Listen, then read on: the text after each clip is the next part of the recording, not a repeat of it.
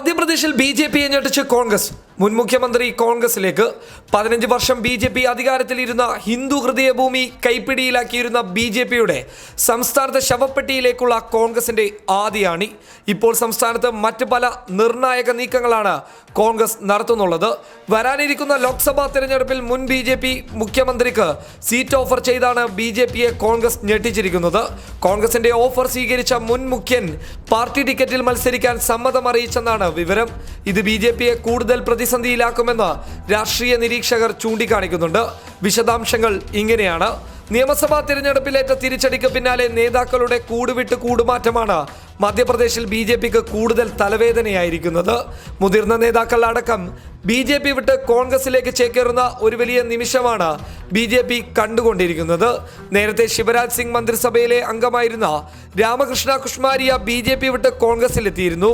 76 വയസ്സുകാരനായ കുഷ്മാരിയ 5 തവണ ലോക്സഭാ അംഗവും 3 തവണ പാർട്ടി MLA-യുമായിരുന്നു.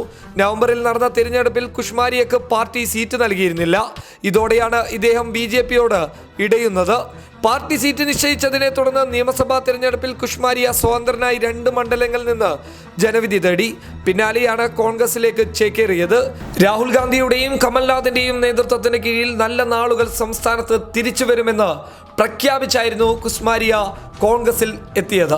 ഇതിന് പിന്നാലെയാണ് ബി.ജെ.പിയുടെ മുൻ മുഖ്യമന്ത്രിയും മുതിർന്ന നേതാവുമായ ബാബുലാൽ ഗൗഡ് കോൺഗ്രസ് ടിക്കറ്റിൽ മത്സരിക്കുമെന്ന് വ്യക്തമാക്കി രംഗത്തെത്തിയത്. ബി.ജെ.പിയുമായി ഇടിഞ്ഞു നിൽക്കുകയാണ് ഗൗർ. നേരത്തെ നിയമസഭാ തെരഞ്ഞെടുപ്പിൽ അദ്ദേഹത്തിന് ബി.ജെ.പി സീറ്റ് നിശ്ചയിച്ചിരുന്നു.